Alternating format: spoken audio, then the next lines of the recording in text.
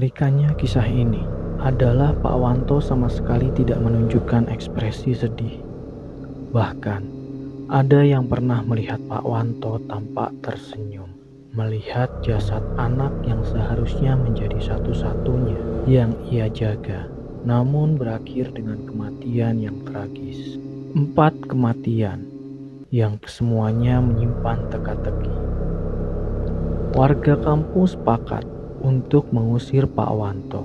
Hanya saja, warga masih diseliputi rasa ngeri karena kabarnya Pak Wanto menunjukkan gelagat tidak takut sama sekali dengan sikap warga yang menolak keras-keras untuk hidup berdampingan dengan manusia yang menyekutukan Tuhan.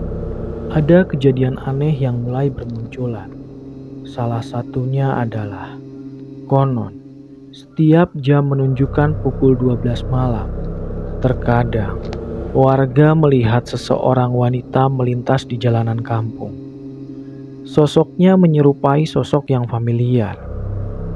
Sadiah. Itulah sosok yang sering dilihat warga. Yang menakutkan dari sosok yang menyerupai Sadiah adalah cara berjalannya, yang seperti cara berjalan orang yang kewalahan menahan kepalanya, seolah kepalanya akan jatuh sewaktu-waktu. Dan setiap didekati warga, sosok ini akan menghilang dan meninggalkan suara menangis. Setiap hari muncul cerita-cerita baru yang mengaku bahwa ia melihat Sadiah berjalan di depan rumahnya. Terkadang Sadiah berhenti di depan rumah, seperti memperingatkan sang pemilik rumah. Puncaknya adalah di sebuah rumah, di mana baru saja lahir bayi kecil. Sadiah setiap malam datang ke sana. Sosok Sadiah akan mengetuk pintu rumahnya, dan bila dilihat dari jendela, wajah Sadiah akan terlihat di depan rumah, berdiri sendirian di tengah kegelapan malam.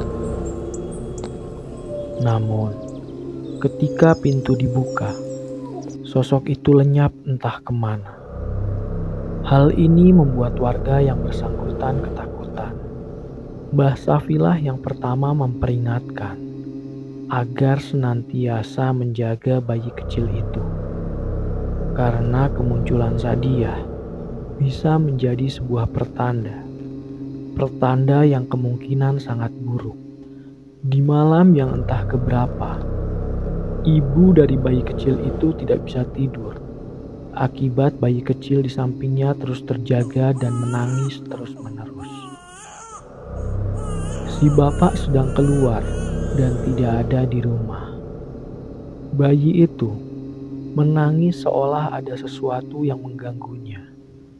Sampai terdengar ketukan. Ketukan itu membuat si ibu kebingungan.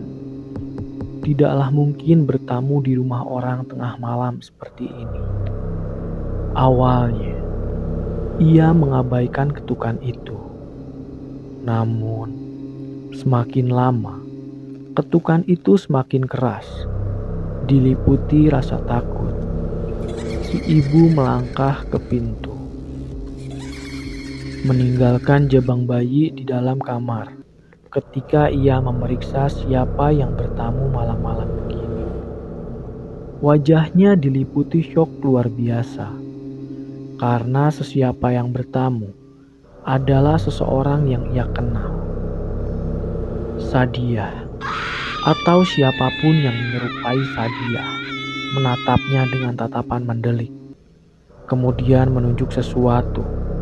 Sebuah arah. Arah yang ditunjuk Sadiah adalah kamar tempat si ibu meninggalkan bayinya. Dengan wajah khawatir dan tergopoh-gopoh, si ibu kembali ke kamar. Namun yang ia dapati adalah sosok makhluk hitam besar tengah mencengkram jabang bayi dengan tangannya yang dipenuhi bulu hitam. Si ibu berteriak keras, membuat makhluk hitam besar itu lenyap. Warga pun berkumpul. Suasana saat itu ramai. Warga berbondong-bondong mencari tahu apa yang terjadi. Namun, Semuanya terjawab saat melihat ibu dan bayi yang baru lahir itu tengah menangis histeris. Di depannya, bayi kecil itu ditemukan meninggal dengan kondisi kulit yang dingin. Warga yang melihat itu tak habis pikir sampai terdengar seseorang berseru, "Wantolah yang membunuh bayi ini." Teriakan itu disahut oleh warga lain, membuat gaduh suasana saat itu. Tanpa membuang waktu, warga yang marah bergerak menuju rumah Pak Wanto. Bersenjatakan senjata tajam dan obor, warga berteriak riuh, meneriakkan nyawa harus ditebus dengan nyawa. Sebegitu ramai saat itu, Andi yang menyaksikan kejadian itu sampai merinding melihat wajah marah warga di depan rumah Pak Wanto. Warga menjebol pagar besi sembari berteriak-teriak, meminta Pak Wanto keluar. Menjaga rumah Pak Wanto sampai menyingkir. Ngeri melihat banyaknya warga yang datang entah dengan tujuan apa. Andi ingat betul, Pak Wanto keluar dengan tampang biasa saja. Yang pertama Pak Wanto lakukan adalah bertanya apa yang terjadi dan kenapa warga bertamu ke rumahnya malam-malam seperti ini.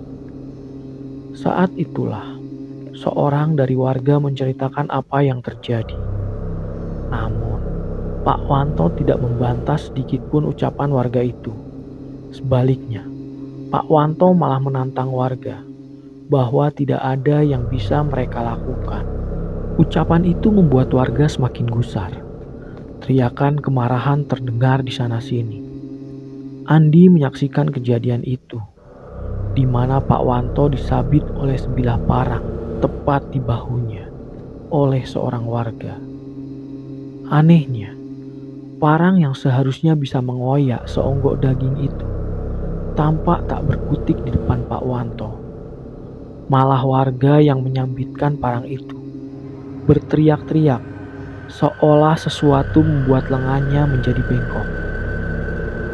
Ngeri suasana saat itu. Warga pun semakin beringas menghujami Pak Wanto dengan senjata yang mereka bawa. Namun semuanya sia-sia. Tidak ada satu senjata pun yang bisa melukai Pak Wanto. Pak Wanto semakin angkuh dan mencibir warga bahwa tidak satupun orang yang dapat melukainya dengan apa yang mereka bawa. Bahkan, sebegitu menantangnya, Pak Wanto sampai menceritakan bahwa ia adalah orang sakti di kampung ini. Namun, keadaan berbalik saat seseorang muncul dan berteriak, "Masuk ke rumahnya, bakar rumahnya, bakar kamarnya." Warga yang mendengar itu membabi buta melesat masuk dan membakar semuanya. Di sini, wajah Pak Wanto yang awalnya terlihat jumawa tiba-tiba mulai panik. Ia melesat ikut masuk ke dalam rumah. Namun, warga sudah membabi buta membakar rumah itu. Andi menyaksikan semua itu di usianya yang saat itu. Menyaksikan hal seperti ini membuatnya tidak dapat berkomentar banyak. Kobaran api merah menyala mulai terlihat di sana-sini. Disitulah Andi mendengar suara Pak Wanto berteriak-teriak saat warga menyeretnya, lalu mengguyurnya dengan minyak tanah. Kobaran api membakar Pak Wanto. Teriakan memilukan itu disaksikan oleh warga. Yang ia ingat kemudian adalah seseorang menariknya dari tempat itu, membawanya ke tempat jauh.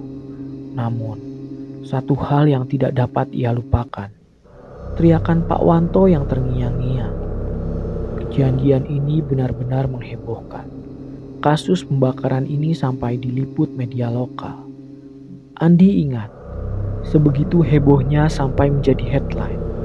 Hanya saja, headline yang ditulis diberi judul berbeda. Dukun cabul dibakar warga. Terlepas dari itu, kejadian ini menjadi salah satu kejadian yang paling mengerikan di desa itu. Di atas rumah itu, warga bercerita, kadang Mereka masih melihat sosok wanita yang tengah mengintip di kamar lantai 2, yang diyakini adalah sosok Sadia. Namun, yang masih Andi ceritakan dari peninggalan rumah ini adalah Palawijah, yang dulu kabarnya masih ada di atas tanah ini. Tanah yang tidak akan ada satupun orang waras untuk tinggal di dalamnya.